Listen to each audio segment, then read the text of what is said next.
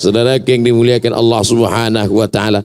Bagaimana Sayyidina Umar Ibnul Khattab radhiyallahu an. Umar bin Khattab diberikan Allah kemuliaan bukan pada harta tapi pada tenaganya. Makanya orang tak berani baca Quran sebelum Umar bin Khattab masuk Islam. Dulu orang baca Quran diam aja, tak bersuara. Nah, jadi sekarang kalau ada orang Batam baca Quran tak bersuara, itu masih sebelum Umar bin Khattab masuk Islam tuh.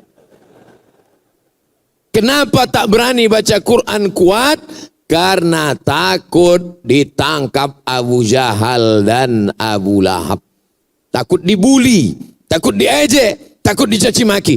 Makanya Nabi berdoa, Allahumma a'izzal Islam bi umarain. Ya Allah, kuatkan Islam ini dengan 2 Umar.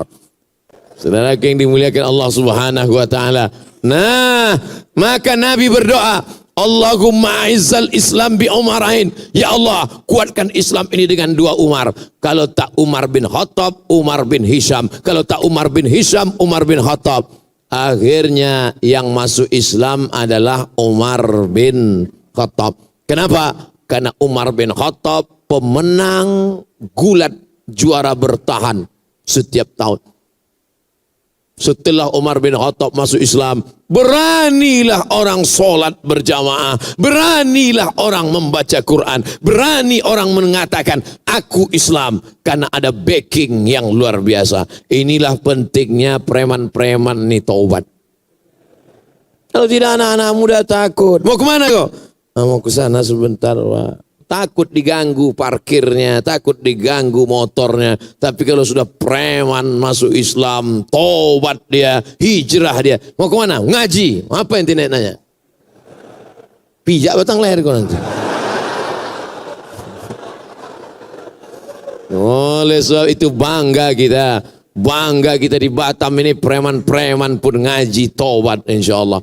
Cuman sebelum premannya dia garang. Setelah hijrahnya garang. Sebelum hijrahnya galak. Setelah hijrah juga mesti galak. Cuman bedanya dulu galaknya di pasar. Sekarang galaknya mengajak orang amar ma'ruf nahi mungkar. Takbir. Ini banyak juga preman-preman ini sebelum taubat galak. Setelah pengajian, sudah. Pak, itu ada orang ganggu kami. Serahkan aja sama Allah. Kalau ada preman model ini, antuk kan kepala yang ketiang. Tak ada guna kau hijrah, buat beban aja. Udah tobat. Tengok itu Wahsy. Wahsy itu penjahat, pembunuh. Wahsy itu bukan main dosanya. Wahsy lah orang paling berdosa di dunia ini. Kenapa? Karena yang dibunuhnya paman kandung Nabi Muhammad sallallahu alaihi wasallam. Singa Allah dibunuhnya. Siapa itu? Hamzah bin Abdul Muttalib. Hazzaztu hirbati, kutusukkan tombak pendek ke tulang belakang Hamzah. Hazzaztu, lalu ku goncang-goncangkan sampai maaf cakap ujung tombak itu keluar dari selangkangan Hamzah. Lalu kemudian ku gunting telinga Hamzah, kami potong hidung Hamzah, kami tusuk pakai benang, kami jadikan liontin buah rantai. Datang pula perempuan bernama Hindun, disobeknya jubah Hamzah, dibelahnya dada Hamzah, diambilnya jantung Hamzah, dikunyahnya hidup-hidup.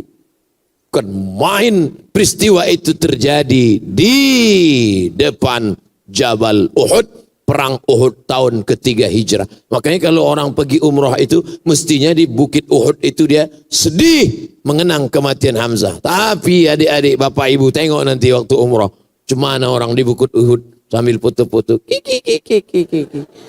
Teman-teman, kita sedang ini sekarang sedang berada. Apa ini? Tapi jadilah daripada dia tak umrah sama sekali. Daripada dia sakau ya kan. Kita doakan mudah-mudahan dia berangkat umrah sekali lagi dengan ilmu insyaallah. Nah, Umar bin Khattab berbeda dengan Abu Bakar. Abu Bakar dengan kelembutannya, Abu Bakar dengan karisma tuanya, Abu Bakar dengan kesantunannya, Abu Bakar dengan emasnya. Tapi Umar bin Khattab dengan lantangnya, Umar bin Khattab dengan suaranya. Makanya ketika Aisyah menengok ada seorang laki-laki yang letoy, loyo, bawanya mau mampus. Lalu ditanya oleh Aisyah, "Man hadha? Who is this?" Siapa ini? Kata orang-orang yang ada di situ, "Huwa azhadun nas." Inilah orang yang paling zuhud, inilah orang yang paling rendah hati, inilah orang yang paling tawadu. Kana Umar ibn al-Khattab azhadan nas. Umar bin Khattab orang paling zuhud. Umar bin Khattab orang yang paling rendah hati. Umar bin Khattab orang paling tawadu. Idza takallama asma, kalau bersuara, berkata-kata suaranya lantang. Wa idza masya asra, kalau berjalan langkahnya tegap. Wa idza daraba auja, kalau memukul pukulannya keras. Jadi preman kalau sudah tobat, ngomongnya tetap kuat. Tangannya tetap keras, kakinya tetap tegap, dan bicaranya tetap lantang. Bukan letoy, loyo, lunglai, lesu, lemah, mati. Oleh sebab itu maka dia tetap lantang. Tapi lantangnya menyuarakan amar ma'ruf nahi mungkar. Balik dari masjid, nampaknya anak-anak muda nongkrong-nongkrong di pos kamling. Anak muda, kenapa kalian tak ke masjid? Masjid. Gitu. Walaupun udah tua. Kadang banyak preman-premannya udah tua. Ke masjid lah. Bapak nggak bisa kuat lagi. Nanti ku tarik sedikit, putus tangkai jantung ini. Gitu. Saudara yang dimuliakan Allah Subhanahu wa taala, Umar bin Khattab sudah beramal, tapi rupanya Allah ingin mentakdirkan dia menjadi seorang syahid. Pada masa Umar bin Khattab lah Persia ditundukkan. Padahal waktu itu ada dua kerajaan besar. Satu kerajaan Rom. Di mana Rom itu sekarang? Romawi. Satu kerajaan Faris, Persia, Iran sekarang. Rom sekarang Romawi, Roma. Lalu kemudian apa yang terjadi saat itu? Berperang antara Roma dengan Persia. Makanya ada satu ayat, satu surat dalam Al-Quran. Namanya surat Ar-Rum. Ghulibatir Rum. Roma kalah. Dikalahkan oleh Persia. Tapi Allah masih tahu sama Nabi Muhammad SAW. Nanti saatnya Persia akan kalah dan Roma akan menang. Dan saat itu sahabat-sahabat lebih memihak kepada Roma daripada Persia. Pada masa pemerintahan Umar bin Khattab, Persia diislamkan.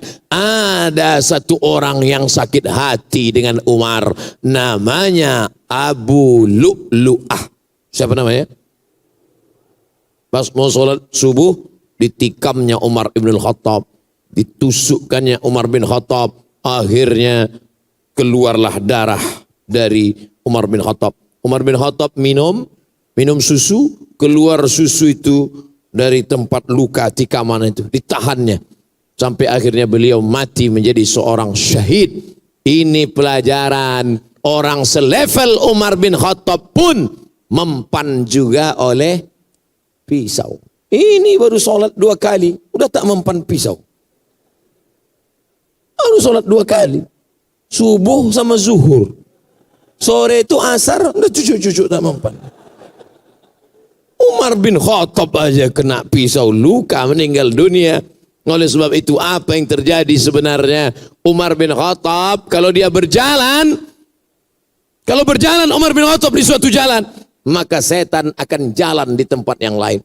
Takut setan melewati jalan Umar bin Khattab. Kita satu perjalanan sama setan. Saudara yang dimuliakan Allah Subhanahu wa taala. Jadi Allah kasih kita pintu kebaikan macam-macam.